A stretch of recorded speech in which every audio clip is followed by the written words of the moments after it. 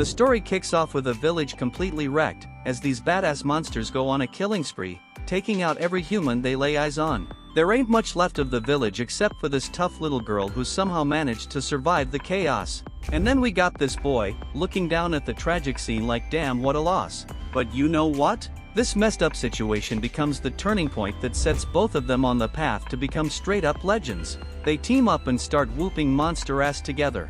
They exchange a look, and the dude gets down on his knees and kisses the girl's hand, triggering some crazy collar to form around his neck and unleashing a surge of power. But let me break it down for you.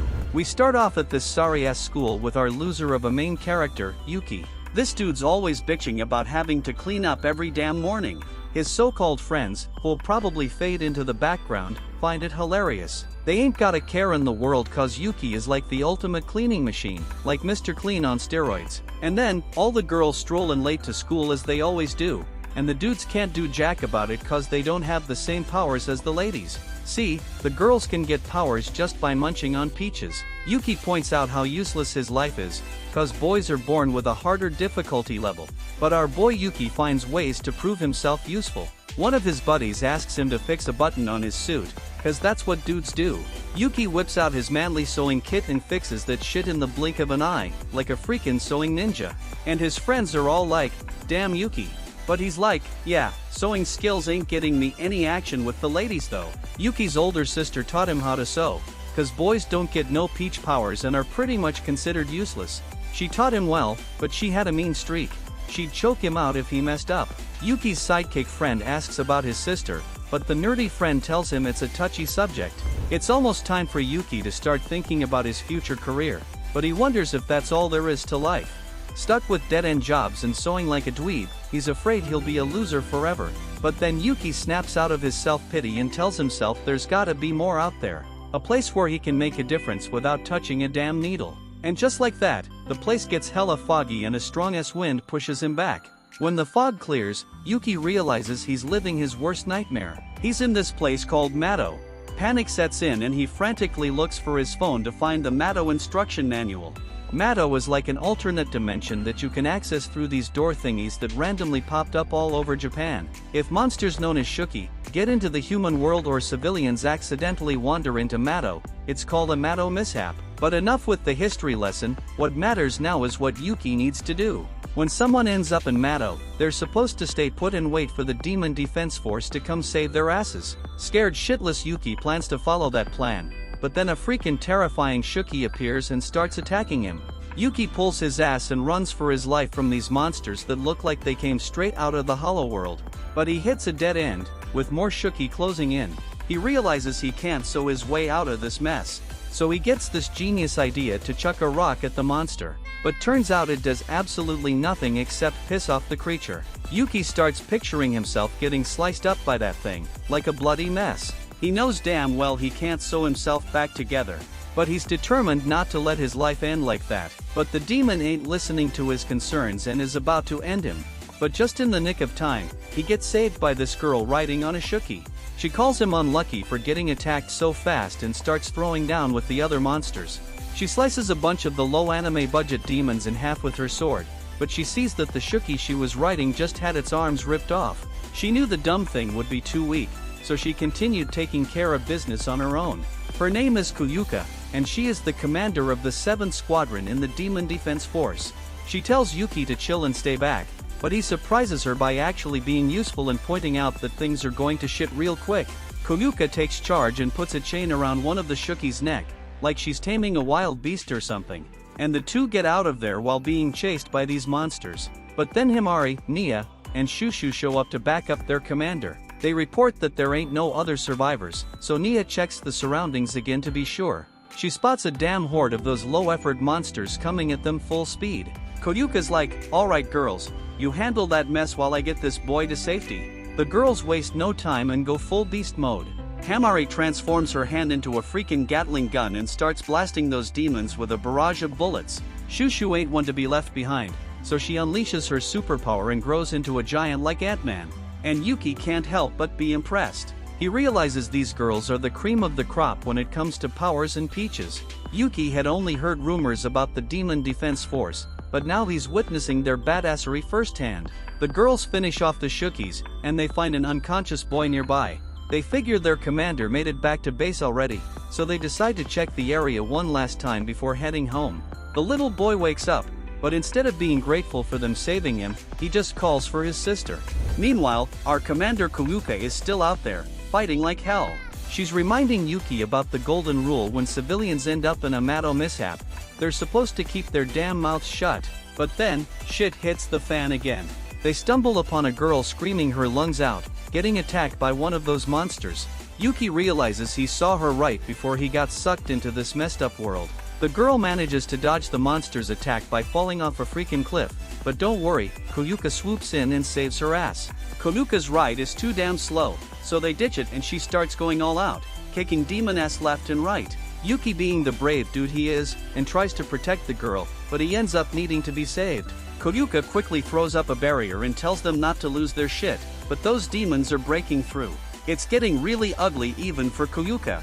She starts second-guessing her lousy power and how she got stuck with it. Flashback time.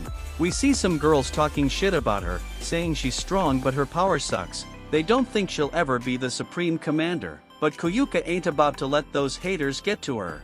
She's determined to prove them all wrong.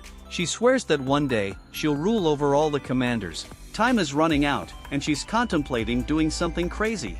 She's never tried her power on a dude before, so she's got a big decision to make. She tells Yuki she needs something from him if they want to escape, and he says he will do whatever she wants. And Koyuka drops the bomb on him: he's gonna be her damn slave. Yuki's all like, "What the hell? Are you serious?" This whole thing sounds a bit risque, but Koyuka tells the little girl to look away and close her eyes. She explains that if Yuki had some enhanced strength, they might actually stand a chance at getting out alive. Yuki can't believe she wants him to fight the demons, but Koyuka grabs him and reminds him he said he'd do whatever she wants. And then she drops the bombshell, telling him it's time to bow down to her. Yuki's mind is blown, and even though they've never touched before, he acts on instinct. He grabs her finger and for some crazy reason, his instincts tell him to lick it. And boom! Chains of energy surround him, power bursts out like a damn volcano, and Yuki transforms into a badass demon. He looks way more powerful now, and Koyuka is amazed to see that her plan actually worked. The other chicks roll up and straight up lose their minds when they see their commander turn this dude into her straight up slave.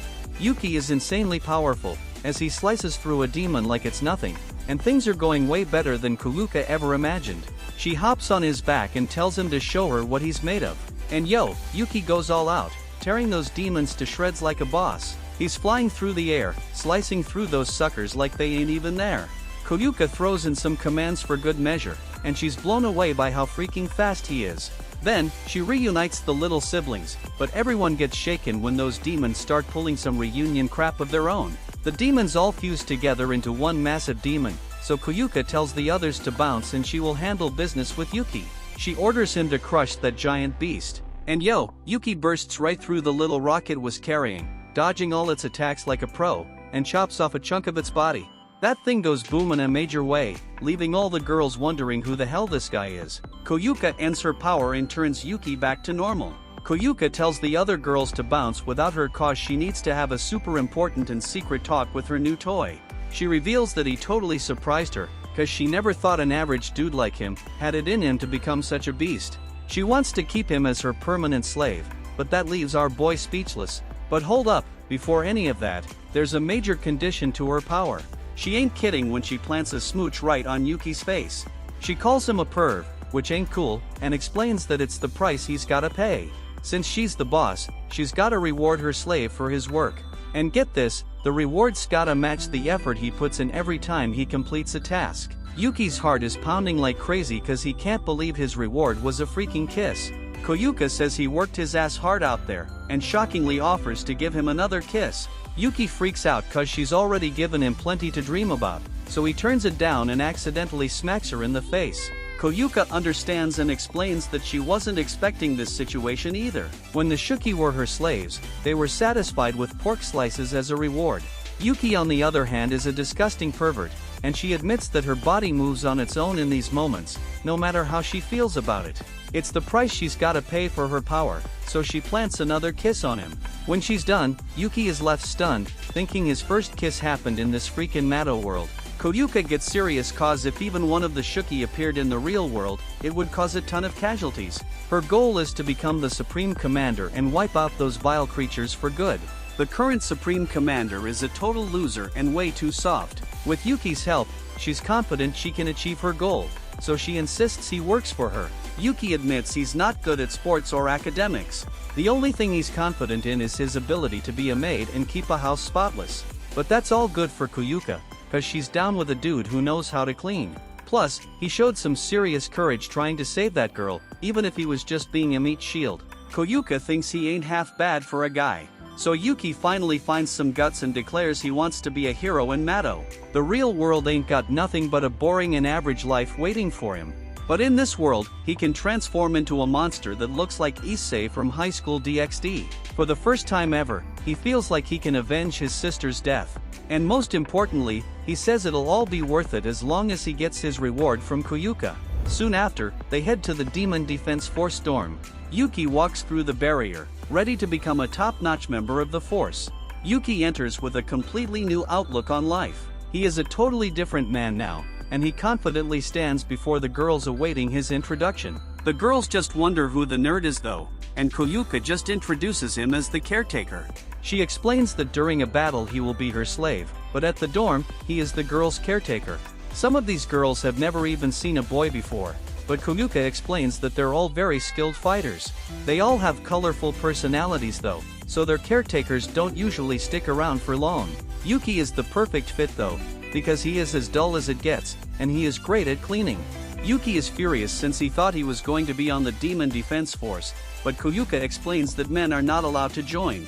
She instructs the girls to make him feel at home, so they waste no time and tell him to do chores.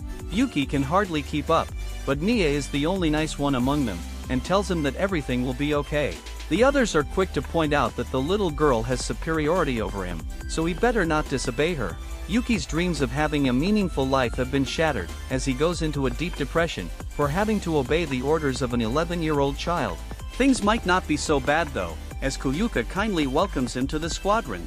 Sometime later, Yuki proudly finishes up doing his cleaning thing, but he's thinking like damn, this place in Mado doesn't look so great. Just then, the sneaky-ass Shuki tries to attack Yuki, but the barrier shuts that shit down, and Nia comes over to check if he's okay. She explains that the 7th Squadron is stationed in this unlucky-ass southwest area of Mado. That's why there are more damn Shuki showing up here than at other dorms. Mado is an alternate dimension that's as big as the city of Tokyo, and it's split into 8 different locations. Each location's got its own demon defense force. Nia acts like she's his teacher or some shit, but Yuki's not sure if he can get used to a little kid being his boss. But he puts that aside for now and wonders if they should do something about that awkward-ass Shuki just hanging around. Nia explains that it's just a small fry, ain't no biggie, and they can just ignore it. Himari ain't having none of that though. She goes all Mega Man on that Shuki and lights it up with her Gatling gun. Yuki's pissed cause she almost hit them, but Himari's like, if I wanted to hit you, you'd already have a bullet between your eyes. Himari tells Yuki to get his ass to work on dinner and reminds him that he's only their cause of Koyuka. Yuki starts thinking that being a caretaker really sucks, and he gets this weird feeling like he senses someone. That night, everyone is going crazy over Yuki's mad cooking skills, even grumpy-ass Himari wants seconds. He's feeling all pumped up from all the compliments and even manages to keep a good attitude when they remind him of all his other damn duties. The dummy gets back to work, but then it finally hits him that he wanted to be a freaking hero, not just some handyman. Yuki brings up his concerns about doing chores all day, and Koyuka's like, don't worry, I'll use your ass in battle when I need to. She tells him to focus on housekeeping for now, and when he finally stands up for himself, Himari threatens to slice his damn head off. Koyuka admits that the others might feel weird having a dude as their caretaker, but Yuki's a beast at cleaning, and he's also crucial to her ability. She's like, yo, let's all try to be nice to him, but don't worry, cause if he does anything pervy, I'll rip off his manhood.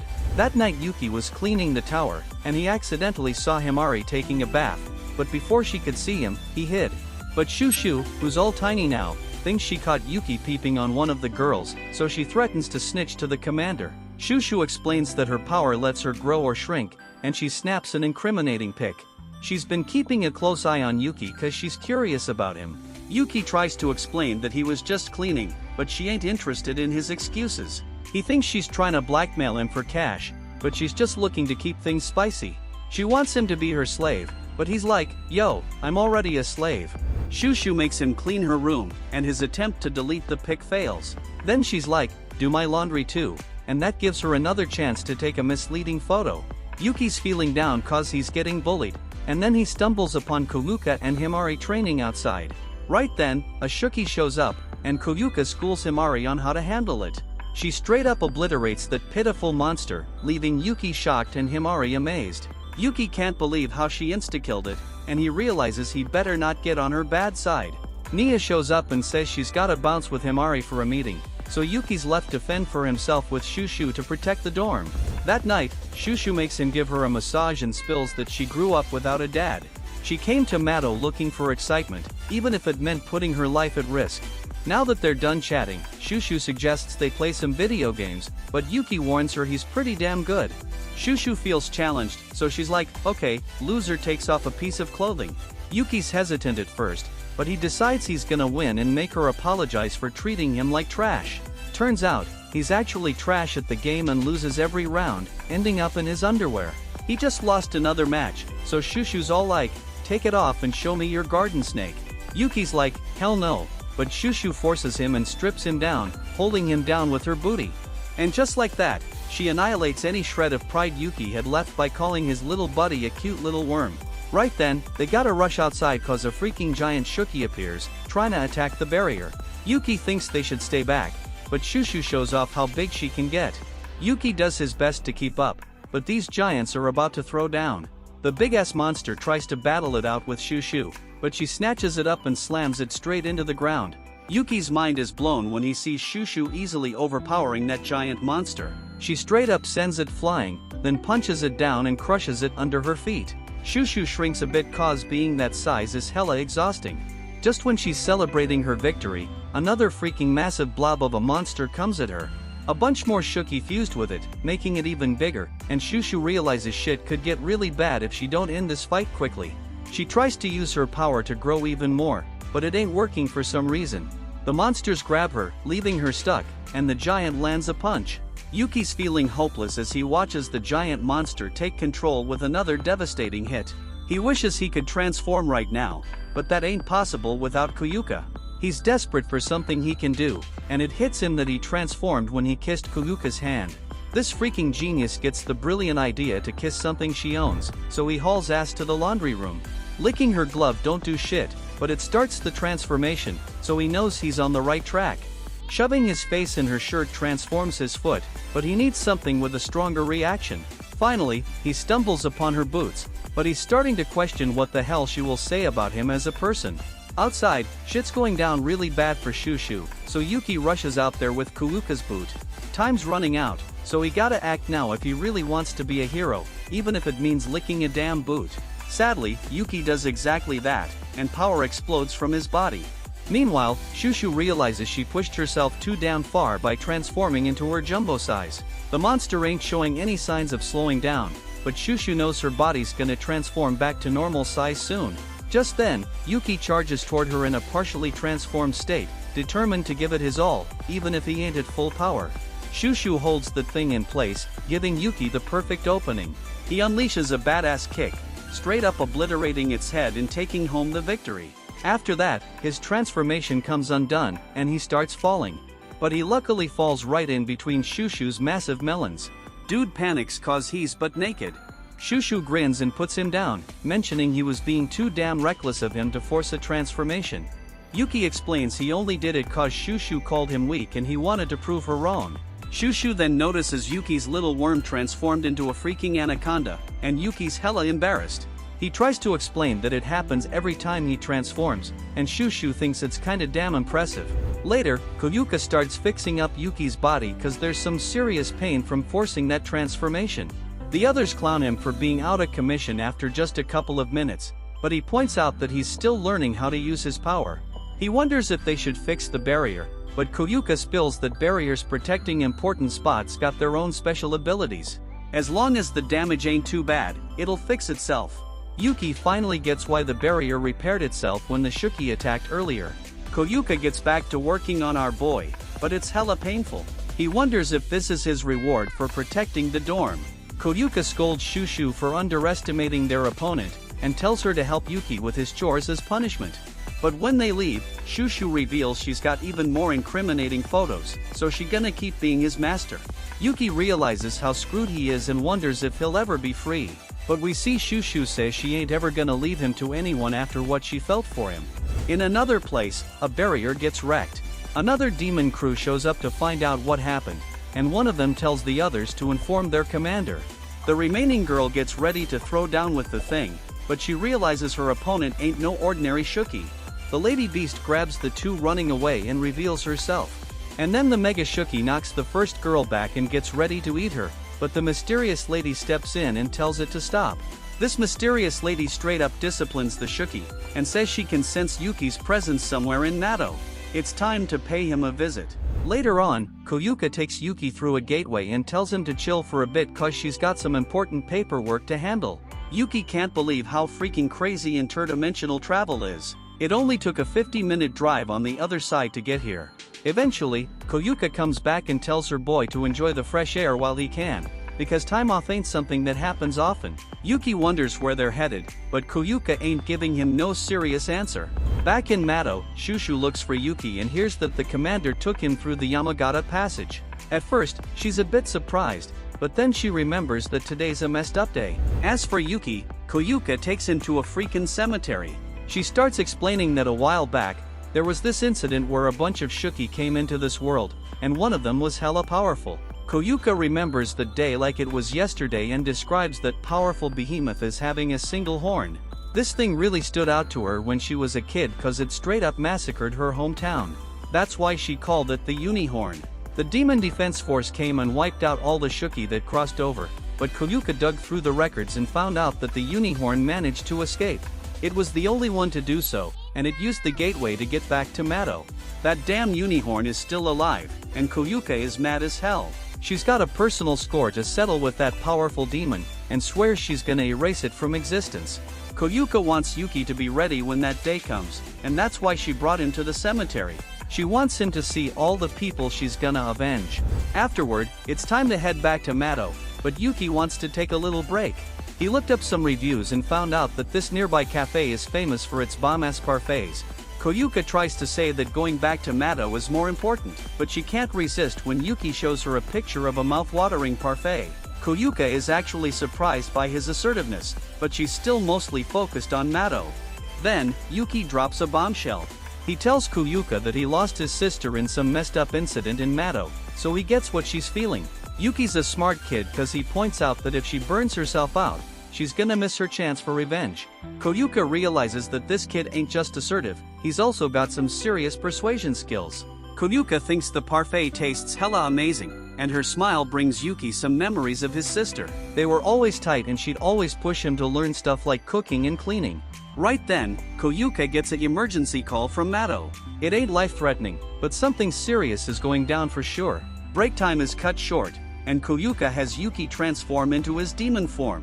His demon powers get them back real quick, and now Koyuka gotta reward him cause that's just how her power works. She goes to change into her uniform and asks Yuki to come with her. They head to her room, and Koyuka asks Yuki to take off her stockings.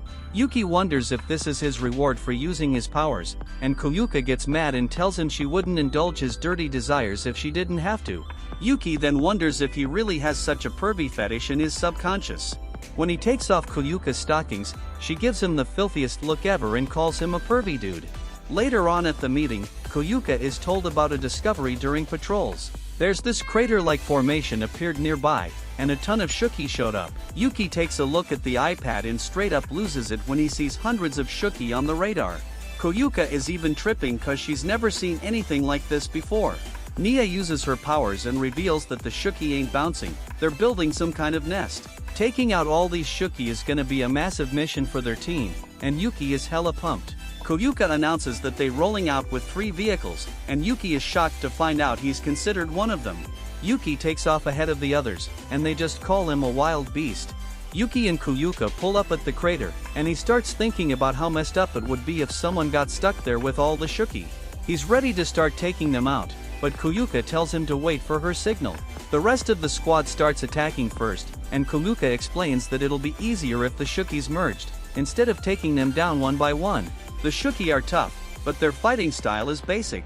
As long as they stick to their plan, there's no way they can lose. Koyuka tells Yuki to be ready cause they'll launch their attack once a giant shuki reaches its peak size. Out of nowhere, a powerful beam hits Shushu. They look to see where it came from, and it's a single-horned beast. Koyuka instantly recognizes it as the one that straight up massacred all the people, and it starts attacking them. It destroys their truck like it's nothing, and the chick riding it announces that she's joining the damn party. Himari is shook that the chick can talk cause she thought she was some kind of monster, but that just pisses the chick off. She unleashes a freaking massive attack, but Himari barely blocks it by transforming her arm into a shield. The attack is too damn strong though, and Himari's shield gets wrecked, leaving her vulnerable to the devastating beam. Yuki and Koyuka jump in for a counterattack, and they manage to push back the unicorn. The chick is impressed by their power, and Koyuka is hella pissed to be face to face with the unicorn again. The chick finds it funny that they got a nickname for the demon, and Yuki is straight up stunned by how terrifying the beast looks, the same one that wrecked Koyuka's hometown. Their whole team is in bad shape, and Koyuka demands to know who the chick is. The chick reveals that she's the archenemy of the Demon Defense Force, and Koyuka is shocked when she pulls out a Matto Peach. The chick asks if Koyuka has seen her little bro anywhere, but Koyuka doesn't say shit. The chick uses the peach as a distraction to sneak attack, but Yuki barely stops it. The two of them try some combo move, but it does jack shit to the chick. She explains that her little bro used to follow her around when they were younger, but as he got older, he turned into a little troublemaker. Now that she's got the upper hand in the fight, she says that her bro getting older just means she can teach him some manners. Yuki can't tell if the chick's a shuki or not, but he knows one thing for sure, she's unlike any opponent he's ever faced. The chick's about to say her bro's name when they get interrupted by all the shuki combining into one massive giant. The chick is beyond pissed about the interruption, but it reminds Yuki of his sister. The chick is furious about being interrupted while talking about her bro, and she straight up crushes the giant beast. She feeds the remains to the unicorn, and Koyuka finally realizes that she must be the top boss of the shuki. The chick's disappointed cause they clearly don't know shit about Matto, and she easily dodges our hero's attack. She explains that this world is straight up cursed, and she launches an attack that separates Koyuka from Yuki. The chick is impressed that Koyuka's got such a powerful shuki and grabs hold of him. Yuki's scared as hell, thinking she's gonna crush him like she did to that giant beast, but the chick is shook. She realizes he ain't a shuki at all. She reaches for him, but Koyuka jumps back into the fight and pushes her back. Koyuka manages to do some damage and goes in for another attack, but the unicorn stops her. They make their getaway, but Koyuka straight up calls them cowards and demands they come back. Koyuka is raging hard, cause if they wanna run from her, she'll do exactly what the unicorn did to them villagers, tear them apart from behind. She vows to wreck them. But when she looks for Yuki, she sees he's busy helping their team. Koyuka swallows her pride and tells Yuki that Himari and Shushu's safety is their top priority, so they gotta fall back for now. Koyuka regrets letting her rage take over cause it almost cost her squad mates. When they get back to the dorm, Koyuka explains that their team's wounds ain't too bad and they'll be fully healed by tomorrow. The weirdo's reward this time is getting stepped on all over his body, and Yuki himself is terrified by his inner demon's demands. While Koyuka does her thing, Yuki apologizes for letting the unicorn escape, but Koyuka ain't blaming him. Getting their team out safely was more important. She figures the chick must be some new breed of shuki. She can't believe one of them can understand human language now, and she's pretty damn sure this news will shake up the world. Then Yuki drops a bomb and says the chick looks a lot like his sister. She had a weird reaction when she saw his face too. Koyuka doubts it cause no human could be that strong. Plus, ain't nobody ever heard of a human turning into a shuki. While cooking, Yuki's still wondering if that was really his sis. The problem is he can't wrap his head around how she survived or why she's fighting against the Demon Defense Force. He's clueless about what to do if he comes across her again, but he needs to snap back to reality and finish up his cooking. Nia makes him kneel down and handle some business as his superior, and she straight up punches him in the face for putting everyone in danger. With that out of the way, she gets that he fought hard to protect everyone and tells him she'll handle dinner so he can rest up. But he still helps her cook and decides he'll figure out what to do about the demon chick later cause he's got work to do right now. Meanwhile, we find out the chick's name is Aoba. She gets made fun of for coming back all beat up, but their healer Coco fixes her right up. Aoba's dead certain that the monster she fought was her bro Yuki, but she can't figure out how the hell he ended up looking like a Shuki. She thought they didn't let dudes into the Demon Defense Force, but regardless of that, she enjoyed their little reunion. Then the scene switches to Yuki taking a bath, and he's thinking about his fight with the one-horned Shuki. Shushu joins him in the bath and thanks him for saving her.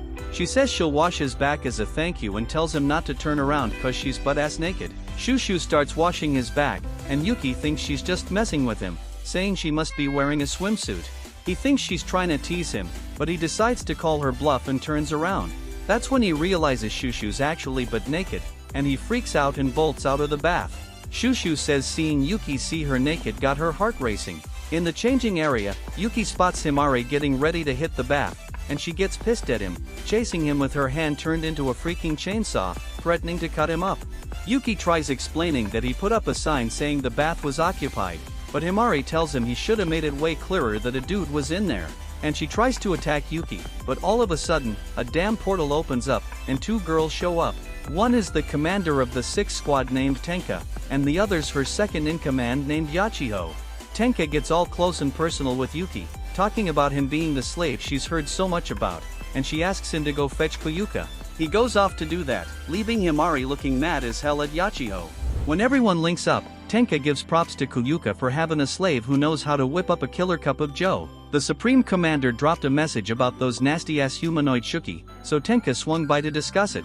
Usually, each squadron does their own thing, but from now on, the Demon Defense Force gotta be more tight-knit. Yachiho's a straight-up jerk, ragging on Himari cause she passed out during the battle against the humanoid Shuki. She calls her a coward and says she's tarnishing their family's reputation. Yachiho tells her to give up on her dreams and just come home with her. But for real, Tenka points out that the humanoid Shuki is actually hella strong. Koyuka agrees and gets why they gotta join forces.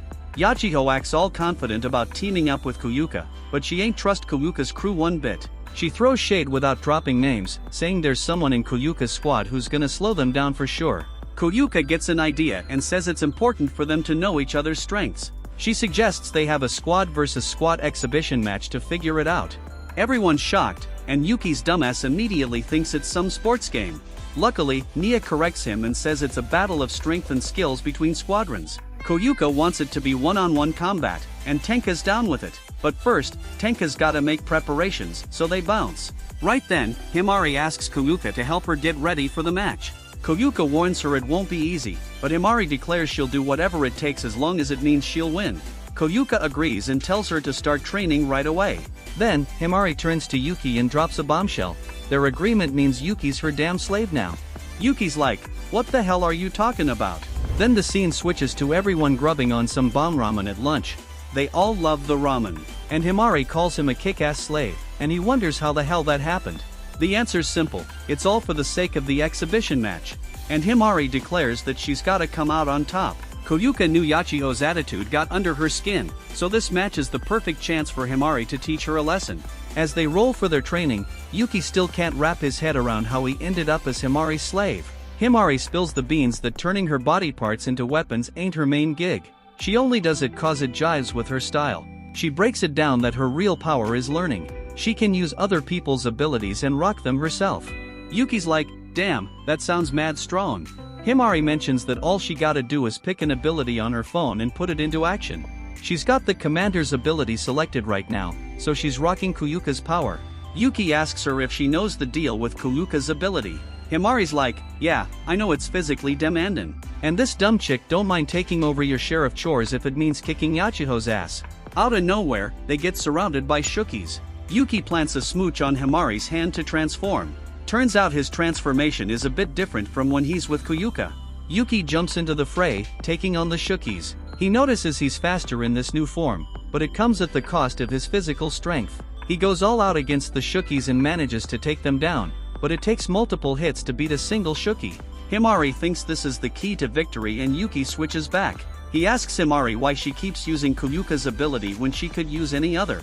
Himari's like, "Yuki, you should be grateful I'm putting you to work." Then she flashes her panties at Yuki, and he's like, "What the hell's going on?" Himari realizes she can't stop, and Yuki tells her it's the price of Kuyuka's ability. He explains she can't quit until he's fully rewarded, and she asks Yuki to look away. Yuki listens, but even after waiting a hot minute, the reward ain't stopping. Yuki tells her it won't end until he's fully rewarded. Himari takes a seat on his lucky face with her undies to speed things up, asking if it's enough of a reward for him. But poor Yuki's suffocating cause he can't breathe, and when he tries to move his lips, Himari gets all ticklish and thinks it's too damn indecent. After Yuki gets his reward, he tells Himari she should use a different ability. Himari explains that she would if she could, but her learning power has a compatibility factor. It messes up most abilities, making them useless. For example, if she tried using Shushu's growing abilities, it'd only make her boobs grow like 3 centimeters. Yuki reminds her about the price of using Kuyuka's abilities, but Himari just accepts it. Yuki wants to know why she's so desperate to beat her sister, so she breaks it down with a history lesson. She comes from a high-profile family with all her older sisters achieving great things in Nato. Himari had high expectations on her, but she would always push herself too hard before important events and end up injured or sick. She never had any results to show, and Yuki can relate. Her weak power was also well known, so she'd always get teased for not keeping up with her sisters. This is her chance to prove everyone wrong since she cut ties with her family. Himari demands Yuki's cooperation, and he thinks about how hard it is to help someone who can't even ask nicely. Himari reveals her ultimate goal is to become a hero like their commander. She believes beating Yachiho will bring out a new version of herself. Himari wants to show a different side, and Yuki can relate to that too.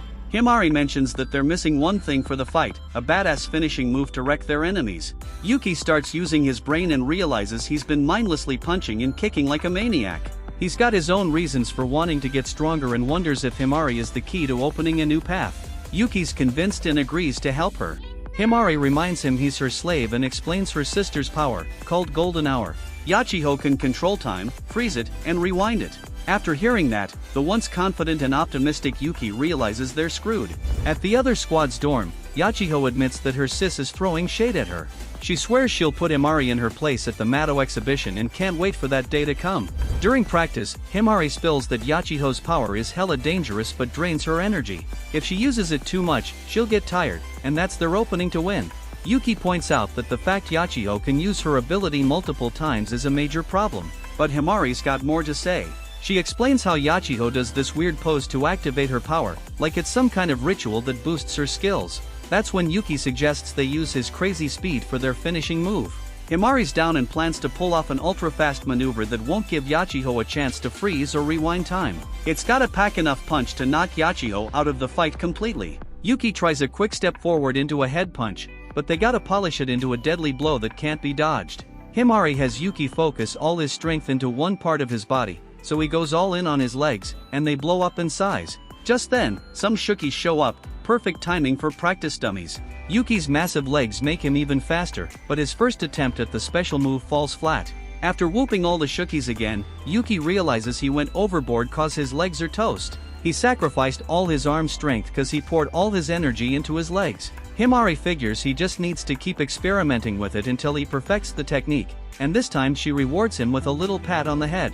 Koyuka shows up at their next training sesh, and she's amazed at how Yuki looks different for real. She gives props to Himari for coming up with a sick finishing move but wonders why she's watching from a distance. Koyuka reminds her that there's a fundamental essence to using her ability and tells her to make her proud before leaving. Her words get Himari thinking, so she hops on Yuki and explains that she'll be riding him during the exhibition match. Himari realizes Koyuka's ability requires her to control her slave, not just stand back and coach him. Himari grabs hold of his chains and tells Yuki to channel all his strength into his legs. Yuki does as she says and feels an unexpected surge of power coursing through him.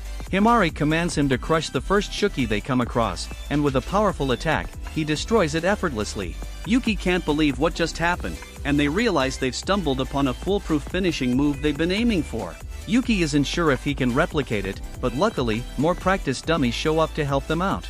After defeating them all, Yuki is worn out like never before. Himari starts unbuttoning her shirt and mentions that sometimes his technique lacks precision. She tells him they need to practice more to nail down that consistency. She takes off all her clothes, tossing them on the ground, and Yuki is like, "Hey, no need to throw your clothes like that."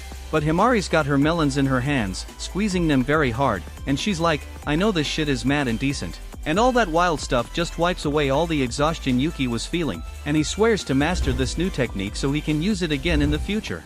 A dope training montage kicks off, showing Yuki getting stronger and stronger. On the day of the exhibition match, Tenka and the crew show up ready to showcase their greatness. That night, we see Himari taking a bath with Shushu before the match begins. Shushu asks her how she's feeling, and Himari spills that she's gonna unleash an ability Yachiyo has never seen to kick her ass.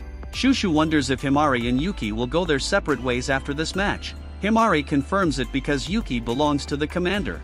Then this chick named Sahara from the 6th Squadron rolls up to the bath, saying she's there to chill. She straight up falls asleep in the bath, and Himari and Yuki are hella surprised. After the bath, Himari bumps into Yachiyo, who mentions that Himari has something planned but tries to sow doubt in her mind, doubting her sister's ability to pull it off. Himari gets a bit flustered, but Yuki shows up to inform them that the match is about to start. Yuki can sense that Himari is bothered, so he tells her not to worry and reminds her of all the intense training they've gone through. Himari's confidence is restored, and she guarantees that they're gonna come out on top. When everyone's ready, they all scribble their names down so this girl named Gina can do her thing. She's got this ability that lets her create a barrier by drawing a line on the ground, like a boundary.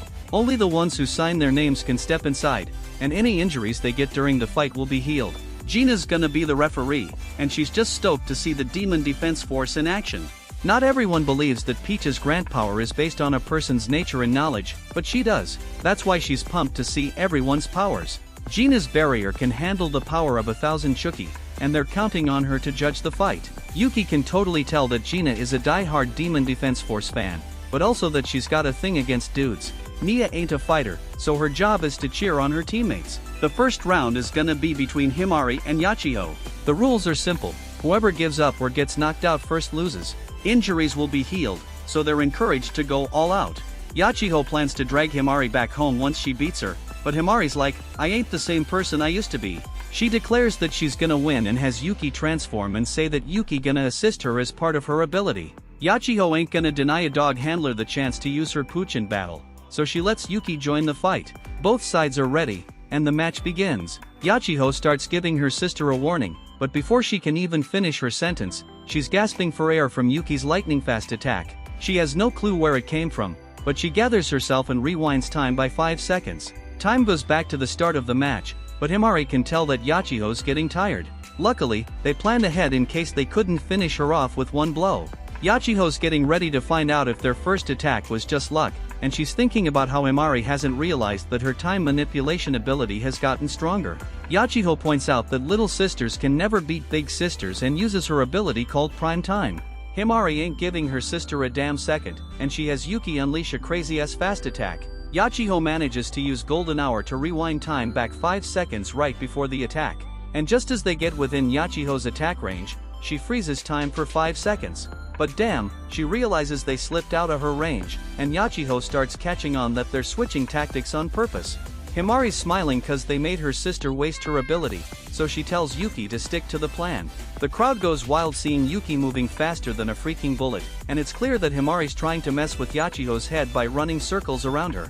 Yuki can feel in his bones how much Himari wants to win, and he reminds himself he's gotta help her beat Yachiyo. He kicks up the speed, and their little cheering squad encourages them. Yachiyo pulls out a gun specially modified for Mado, but our boy Yuki's way too damn fast in this form. Yachiyo's getting more and more pissed, but Yuki's happy they're throwing her off balance just like planned. Tenka watches and finds it funny that this fight's actually turning into something good. Everyone thought Yuki's loyalty was only for Koyuka, but now it's clear he can devote himself to a new master. As they keep going at it, Himari's amazed to see how hard Yuki's fighting for her. He's putting in way more effort than she expected, so she decides she gotta apologize for giving him such a hard time before. But first, they gotta win this fight. Himari reminds herself that Yachiyo can instantly use Golden Hour, but she's gotta strike that weird pose first. The moment they see her starting the pose, they gotta decide whether to attack or retreat. And based on her behavior, they can tell if she's already used her ability. If she suddenly looks tired, that means she rewound time. If not, then they gotta avoid her. As they dodge bullets, Himari realizes Yachiyo can only use her ability a few more times at best cause it drains the hell out of her energy. If they can just make her waste it, they'll definitely win. Yachiho already knows exactly what Himari's thinking and figures out her strategy. So she decides it's finally time to whip out her trump card. Himari thinks it's another golden hour and that they're outside its range. But damn, she's dead wrong cause Yachiho uses prime time to freeze time for a whole 10 seconds. This freezes a way bigger area and catches everyone, with no way for Himari to escape. Evil ass Yachiho swears she gonna defeat her sister and make her life a freaking nightmare. She shoots a bunch of bullets at her sister right before the 10 seconds are up. Once time starts moving again, the bullets hit our heroes. Nobody even saw what went down cause they all thought Himari was winning the fight, but now she's down for the count. Yachiho then explains her primetime ability. By striking the ultimate pose, she can double the time she can control. The only downside is it takes a few more seconds to activate golden hour. Yachiho knew her sister was getting the hang of her other pose, so she had no other choice. Everybody watching is stunned cause they had no idea Yachiho could freeze time for a whole damn 10 seconds. Himari can't believe her sister was hiding this ability, but Yachiho says a genius like her only gets more brilliant with time. Himari didn't factor that in, and it's her downfall. Our announcer points out that Himari had the upper hand thanks to Yuki's speed, but Yachiho messed all that up with her trump card. Unleashing her prime time ability completely turned the tables. Mia's worried for her friend, but Shushu knows the fight ain't over yet. They cheer their friend on and tell Himari to show everyone what their squad's made of. But things ain't looking too good, and Yachiho knows Himari's learning ability too damn well. Yachiho explains that when Himari's learning power adapts an ability with a cost, she can't switch skills until she pays the price. That's why Himari can't just change abilities in the middle of the fight. Yachiho really loves kicking her opponents while they're down as she reminds Himari of the past. She tells her sister that she never lived up to expectations when it mattered. And this time ain't no different cause Himari's got no way to counter Yachiho's primetime ability. She demands that Himari give up, and Himari starts wondering if things will just go the same way as always. Himari wonders if all her efforts were in vain, but Yuki points out that Yachiho's just trying to mess with their heads. He tells Himari to look at Yachiho's face, she looks hella exhausted. Yuki can tell she ain't gonna be able to use her ability again. He straight up says he'd be ashamed if his master gave up when they so close to victory. Himari fires back, telling him he looks tired as hell too, and he has a real smart mouth for a slave. Himari got her confidence back and promises to put Yuki in his place once this is all over. Her friends cheer her on cause they back in the game, and it's clear the fight's reaching its climax. Yachiho gets ready with her weapon and tells Himari to stop with her shameful behavior. But Himari ain't falling for her mind games no more, cause she's seeing things clear now. She points out that in their squad, staying strong and fighting till the end ain't no shameful behavior. Yachiho thought breaking Himari's spirit now would make training her easier later, but things didn't go as planned. Yuki and Himari bust out a move they practiced, so Yachiho strikes her golden hour pose. Yuki's body glows like crazy, but Yachiho's shocked cause she already did her pose. She stops time for 5 seconds anyway, ready to end the fight. But she's even more shocked cause she sees Yuki standing there in his human form. Himari ain't nowhere to be seen, but time running out on Yachiho's ability, so she shoots a bunch of bullets at him. Everyone's jaws drop when Yachiho takes damage, and they see Himari on the ground. Yachiho didn't expect Himari to be so damn desperate to win that she'd sacrifice everything, and then she collapses. Everyone's speechless, but Himari strikes a victory pose. She declares herself the winner, and everyone starts celebrating. Koyuka explains that Himari used the flash and smoke from Yuki's transformation to blind Yachiho. She impressed as hell by her second in command and gives her props for her strategy. The cheers die down when they see Yuki in bad shape, but Koyuka says there's no need to worry. Yuki wakes up after getting shot, and they tell him these kinda injuries would usually be life-threatening, but since they happened inside Gina's barrier, he'll heal up good as new. Yuki recovers almost instantly, and he amazed by Gina's power. Himari pushes him away now that he's okay, but he reminds her he just woke up. They both smile though, cause they realize they really pulled off that tough-ass victory. Himari knows he put in mad work, and she helps her boy up. Yachiho wakes up too and thinks about how Himari used to be. She remembers when her sis caught a nasty cold right before entrance exams cause she was studying too hard. Yachiho used to think Himari was an overachiever and naive, but now she knows she was dead wrong. Yachiho confronts Himari, and poor Yuki ain't got a clue what to do. But then Yachiho shocks everyone by admitting Himari got stronger and promises to treat her better. She wants Himari to come back home, but Himari straight up declines. She says the 7th Squadron is her family now. Ain't nothing Yachiho can say to change her mind, so she crushed. After the intense battle, The fighters finally catch their breath and head to the fridge to quench their thirst from all that running. But when Yuki goes to take a bottle, Himari decides to give him a special reward and offers him a drink straight from her mouth. And Yuki is parched as hell, so he goes all in and drinks a whole lot. Meanwhile, Yachiho talks it out with Tenka. Tenka explains that this was Yuki's first fight against a human, so he probably held back his attacks subconsciously. If that's the case, Yuki's first hit would have straight up killed Yachiho. Tenka reminds Yachiho never to underestimate her opponents, cause she didn't finish them off after using prime time. Tenka's final comment is about Yuki. She amazed at how he kept pushing himself over and over, only to sacrifice himself in the end. Outside, we find out it's Shushu's turn to fight next, but Himari and Yuki ain't back yet. Shushu hella eager to impress Yuki with her skills, so she goes to find them. Inside the dorm, Himari tells Yuki he the main reason she beat her sister, and gives him another kiss. Himari apologizes for being mean to him and admits that maybe boys ain't so bad. She reminds him the kisses are just the price of using her ability, so he better not get any wrong ideas. But even as she says that, she kisses him even harder than before. And outside, Shushu stuck outside listening to their whole conversation with her fluids dropping, and she finally figures out what Himari meant by saying her ability is physically demanding. Meanwhile, Yachiho apologizes for losing her match. Now it's up to Sahara to bring home the win, but Sahara ain't sweating it. She confident she gonna win. But then, we see some shady-looking uninvited guests lurking nearby, bringing danger into the party. Round 2 is about to go down. It's Shushu versus Sahara, and both of them specialize in hand-to-hand combat. Shushu remembers what she saw and thinks it ain't fair. She wants in on the action too. She wants to impress Yuki with her skills and hopes he'll give her props afterward. Because of losing, Yachiho gotta be a cheerleader, and Sahara promises to make her friends proud.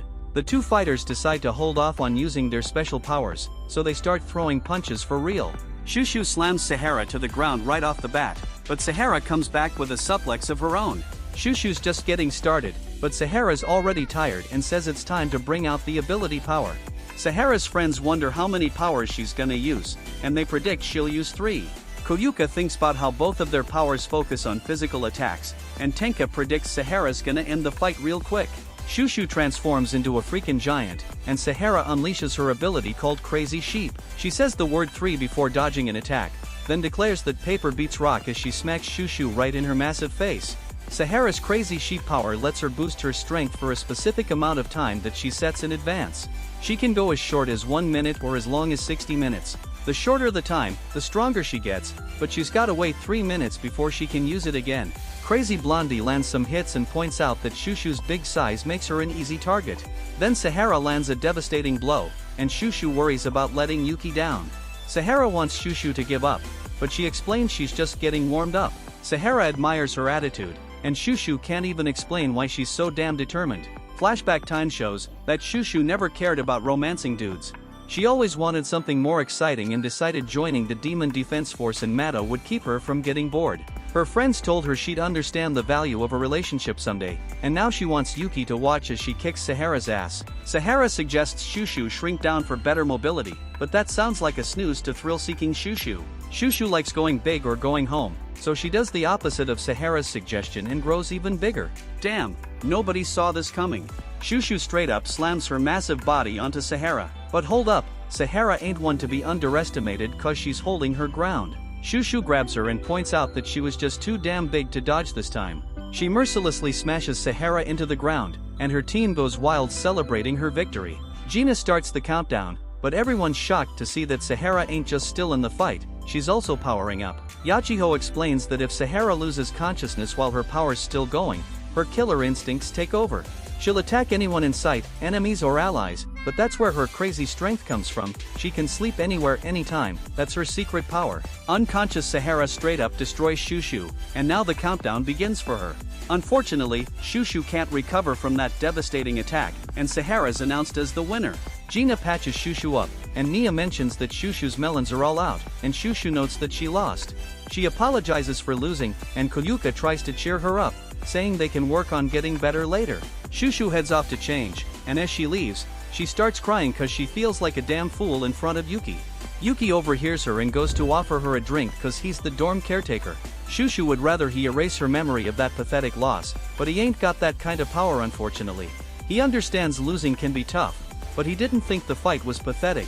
Yuki actually wishes he could have seen more of her badass wrestling moves, and that makes Shushu feel a whole lot better. Shushu tells him to close his eyes and then surprises him with a kiss, her chest still out and all. Yuki's clueless about why she'd do that, so she explains she just wanted to follow up the shock of losing with an even bigger shock. While giving this weak excuse, Shushu thinks about how she can't tell him how she really feels until she gets him to like her even more. Outside, Nia tells Kuyuka that she ain't sensed no weird stuff nearby. But damn, things change quickly cause she's stunned to see some chick looking right at her. This mysterious babe can somehow talk to Nia and tell her to say what's up to the others. But hold up, she ain't all friendly because she drops a bomb, the real battle's about to go down now. Before Nia can even explain, a bunch of Shuki pops up from the ground. Gina says her barrier's unbreakable, but everyone's shocked when another mysterious dude shows up. His name's Ryron, and he's some kinda humanoid. Ryron unleashes a crazy strong attack and shocks everyone when it starts cracking Gina's barrier. The exhibition match gets called off right away, and Koyuka tells Tenka to take the non-fighters back to the dorm. Ryron's all eager to wipe them out, so Koyuka gets all the fighters ready for battle. She tells them to destroy all those hollows from Bleach, and starts by sending one of the big ones to the afterlife. Shushu and Yuki come back outside, and Shushu wastes no time jumping into the fight. She's feeling way better now, but Sahara steps in to protect her, and they decide to team up. Ryron figures out they ain't his target, and Himari ain't either. But he finds Himari so annoying, so he unleashes a powerful attack on her. Yachiho barely saves her in time, and the sisters realize Ryron's gonna be one dangerous opponent. They signal each other cause they got a plan, and Himari starts running. Ryron gives props to Yachiho for saving Himari, but Yachiho swears she's gonna make him pay for trying to hurt her sis. Himari finds Koyuka and Yuki, and surprises them by asking if she can ride Yuki with her. Yuki ain't never had two people riding him before, but they all decide to give it a shot. Yuki kisses Himari's hand, and Koyuka predicts that with two masters, Yuki's gonna take on a more powerful form. Yuki is bursting with power and undergoes a whole new transformation. Yuki's a whole different demon now, feeling that power surging through his body. It's time to show what his new form can do, and Yuki's damn sure he can pull off that move Aoba used on them. He channels his energy and unleashes a crazy powerful blast. The girls can't believe the power of having two masters, but they're confident they can whoop the whole swarm of Shuki now. Himari's worried about her sis, but Koyuka reassures her that she'll be fine cause they got Tenka beside them. On the dorm tower, Nia tells Tenka there are two more of those humanoid dudes nearby.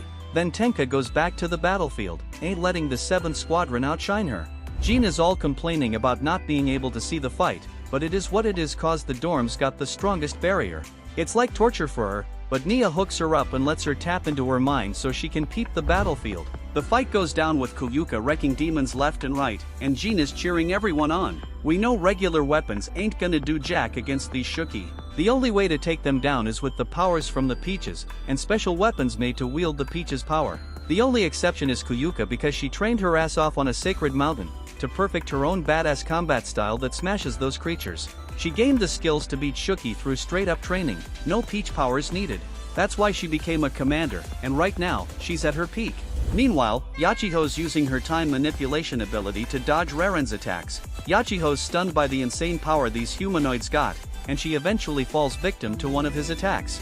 Ryron points out that Yachiho can't do her time manipulation pose without her arm, but he doesn't know shit because Yachiho can pose no matter what the situation is. Yachiho rewinds time 5 seconds, to when she still had both arms and dodges the attack this time. She's still messed up though, and Ryron's getting ready to unleash a terrifying attack to finish her off. Shit gets really intense as Yachiho prepares to get killed, but all that tension breaks when Tenka shows up out of nowhere. And Ryron's stunned to see her appear out of thin air. She tells Yachiho she'll take over from here. Ryron ain't feeling how chill Tenka's being, and reminds her that his whole army's closing in on her. Tenka finds that shit hilarious. As the dust clears, she reveals she already took care of any Shuki trying to mess with their fight. Ryron's shocked to see his army all destroyed, and Tenka points out there should still be 2 officer-level humanoids somewhere. But she's leaving that for later cause right now, she's taking care of Ryron first. Ryron recognizes Tenka's power, but he's still confident and finally looking forward to a damn fun fight. But here's where this video ends. If you